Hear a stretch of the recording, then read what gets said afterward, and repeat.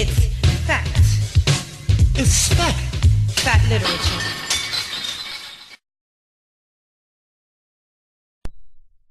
The Chilean writer José Donoso argues that every novel, like a person, has a particular biography, unique and distinct from other.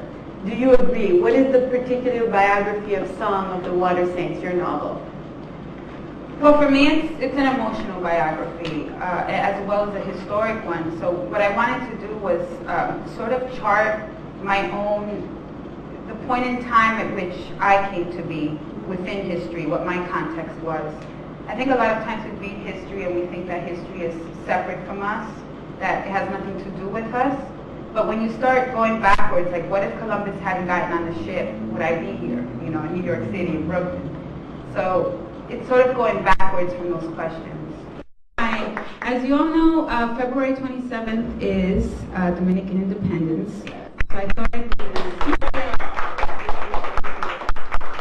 read a snippet from the novel about a scene that takes place during Carnaval. And this is set in 1921, and Graciela comes home from a long journey. She's been very bad. The month of Carnaval culminated with the townspeople gathered at the river to celebrate the Republic's independence from Haiti almost 80 years prior. Hordes of iridescent children dressed as devils and painted in traditional blackface romped by the water. They playfully beat the chaste and sinful alike with inflated dried cow stomachs. Beads, ribbons, whistles, cowbells, and tiny dolls that had been ripped from their costumes during the horseplay littered the riverbank. A few feet upstream, Graciela kept an eye on her daughter Mercedes' blue horns as she herself sat with a group of women, Mai, Celeste, and Santa among them. Everyone had shown up to celebrate. And though Graciela knew she had been a target for gossip in the previous weeks, the smoky aroma of pig roasts and the hollow sound of skins alongside the children's laughter had inevitably lightened her spirits. Some of the men were already lost to rum and drum and do stands. This year, Graciela preferred to simply watch the dancing. Her increasingly achy joints might keep her shoulders from rolling in their sockets, might sour the sugar in her hip bones. Graciela closed her eyes. Mai had removed her handkerchief and was braiding her hair. Sure, Mai's face always looked as if she were chewing steel, but the tenderness in Mai's fingers made Graciela feel like a child again. Graciela, you got perhaps in a plantation, Celeste said, tucking a yellow flower into the puffs of hair yet to be braided. I'm tired of your hair talk, Celeste, Graciela said. She tried to throw a patch of grass at Celeste, but Mai's grip kept her head steady. The conversation strolled to hair oils, to men, to ailments, to food, to clothing, to memories, to men. Carnaval's been so nice this year. No stupid Yankees trying to pull us up, Santa's teenage daughter piped up. I'm tired of Yankee talk, Graciela said with a drawn-out sigh and a stretch. The mind-tight braids made her forehead glow. There's not much to those sons of bitches. As well she should know, right, Ma? The girl replied quickly and turned to Santa.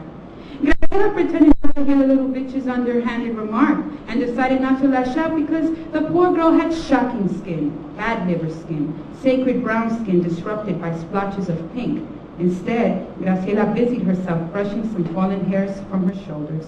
Thank you.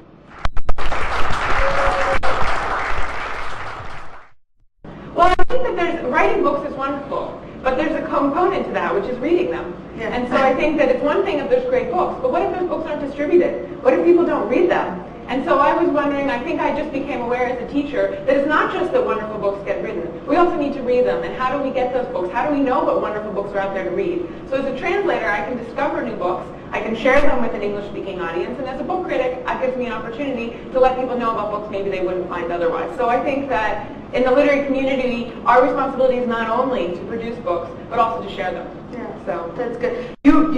You answered to, when we were having a conversation, you said that what inspired you in your own work and in the poems that you were drawn to translate is the difficulty in the relationship, whether they be between two people, two cultures, between the past and the present, or between social classes. Tell us a little more about that. Tell us about your own work and about this difficulty of relationships. Well, I think sometimes in the university there are certain books that are easier to teach. Maybe because, as Nelly was saying, that there are certain things when you are sort of in the cobwebby corners, or there are things that are difficult to talk about. Well, if they're difficult to talk about and they're difficult to write about, they're also difficult to teach.